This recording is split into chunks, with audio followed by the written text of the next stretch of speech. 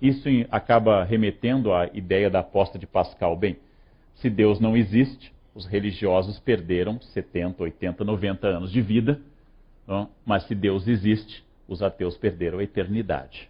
Não? Então é a famosa aposta entre duas possibilidades, entre eu perder uma vida fugaz, passageira, ainda mais breve no passado do que hoje, e finalmente ganhar a eternidade.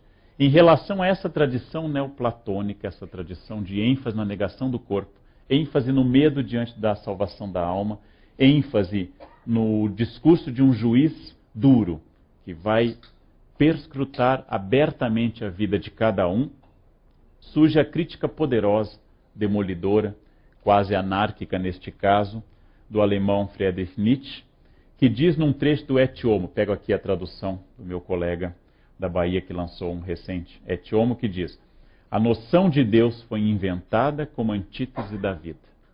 Nela se resume numa unidade aterradora tudo que é nocivo, venenoso, caluniador, todo o ódio da vida. A noção de além de mundo verdadeiro só foi inventada para depreciar o único mundo que há, a fim de não mais conservar para a nossa realidade terrestre nenhum objetivo, nenhuma razão, nenhuma tarefa. Na voz demolidora de Nietzsche, existe a crítica absoluta à religião como fonte apenas de medo. E ele continua, faço questão de pegar esse trecho para dar o sentido, a noção de alma, de espírito e, no fim das contas, de alma imortal, foi inventada para depreciar o corpo, para torná-lo doente, sagrado, para conferir a todas as coisas que merecem seriedade na vida, ou seja, as questões de alimentação, de moradia, de regime intelectual, os cuidados aos doentes, a limpeza, o clima, a mais aterradora indiferença. Em vez da saúde e a salvação da alma, isto é uma loucura circular que vai das convulsões da penitência à histeria da redenção. Não é à toa que Nietzsche ficou louco, né? Era absolutamente uma crítica demolidora da ideia que se concebeu de cristianismo após Paulo. E encerra Nietzsche dizendo: e a noção de pecado, e com ela a noção de medo, foi inventada ao mesmo tempo que o instrumento de tortura que a completa, a noção de livre-arbítrio, para confundir os instintos, para fazer da desconfiança com relação aos instintos uma segunda natureza. E não é à toa que a crítica dele diz que ao canalizar o medo para o corpo e ao tornar o corpo inimigo de todos, o cristianismo prestou um desserviço à humanidade. Essa crítica seria estranhíssima, e eu gosto de apresentar sempre todos os lados envolvidos numa discussão, ainda que de forma, neste caso, passageira, seria estranhíssima a um dos fundadores da teologia cristã, Agostinho, que ao falar do Deus que arde no seu coração, representado inclusive com frequência com o coração na mão, ele vai dizer não a relação de medo, mas vai dizer: tarde te amei, beleza sempre bela, tarde te encontrei. Ou seja, vai falar da beleza daquele êxtase em hóstia que ele teve com sua mãe Mônica, em que ele vai contemplando degrau a degrau as categorias da natureza e vai encontrando cada vez mais não o Deus do medo, não o Deus do pecado, mas o Deus da libertação, o Deus que o torna feliz.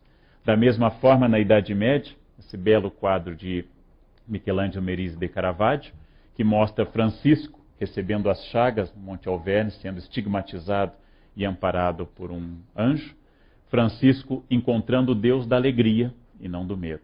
Essas duas vertentes podem ser encontradas especialmente na ênfase que eu estou dando à religião cristã. Para vencer o medo e para encontrar a esse Deus da libertação e não o Deus da angústia, existe a solução moderna dada por Inácio de Loyola: dividir essas angústias, dividir os pecados e vencê-los pela ordem sistemática que ele recomenda nos exercícios espirituais, ou seja, repetindo a experiência que ele teve em Manresa, repetindo a experiência de dividir os pecados em números, em dias, fazer exames de consciência e tornar metódica a salvação. Ou seja, vencer o medo pela nomeação dos medos. Uma velha estratégia dada pelo exorcismo de Jesus no Evangelho de Marcos, o mais antigo, no qual a primeira estratégia de Jesus para vencer o demônio é perguntar o nome dele. Dando o nome, você começa a vencer os medos. Em homenagem ao organizador e curador do ciclo, o professor Pondé, que é especialista em Pascal, e tem esse belo livro com esse título, O Homem Insuficiente.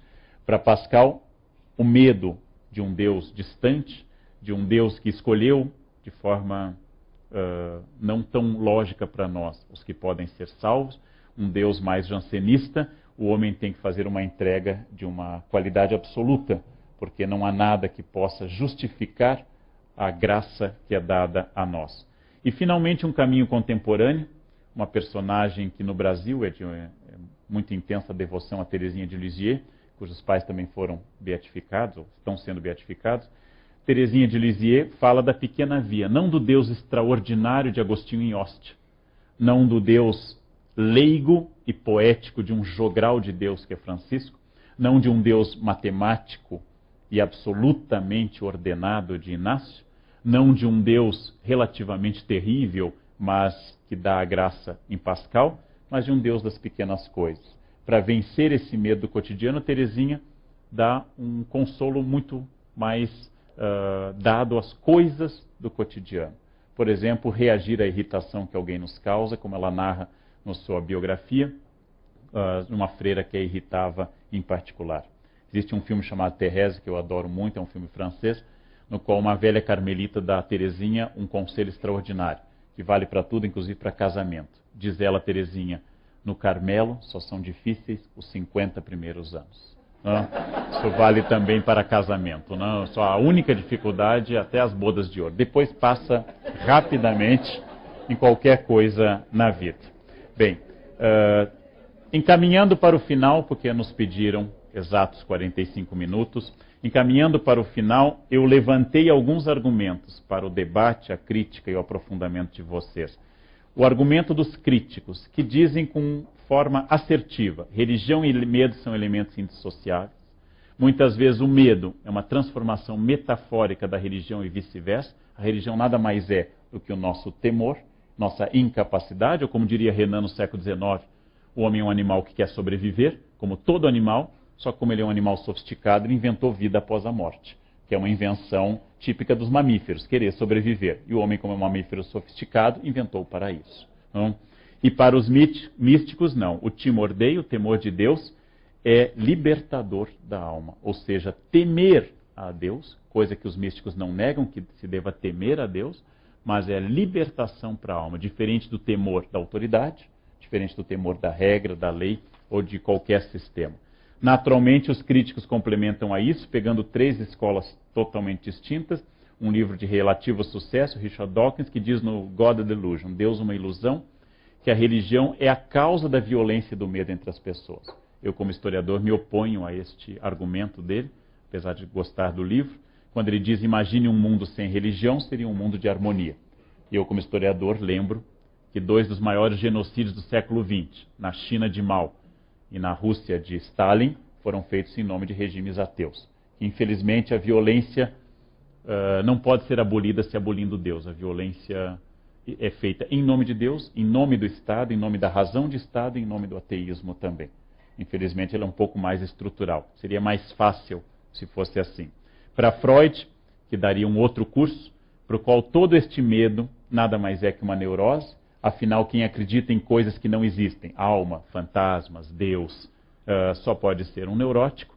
Uma das características da neurose é tornar concreta coisas que não existem. Não há diferença entre a criança que teme o monstro debaixo da cama e o adulto que teme Deus. É uma neurose.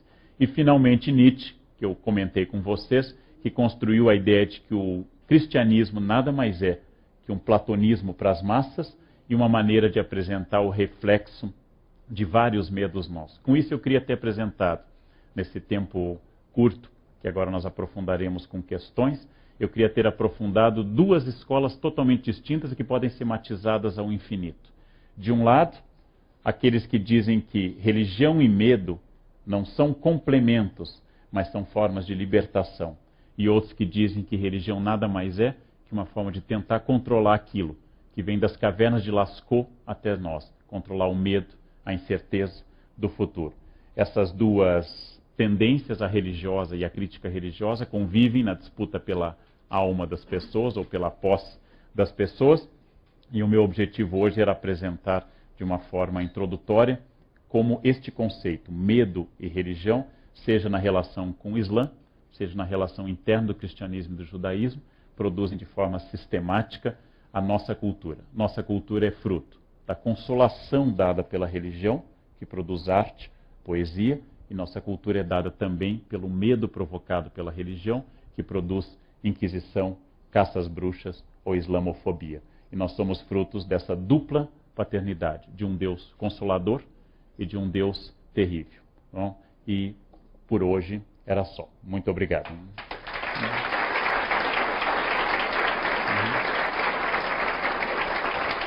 Obrigado.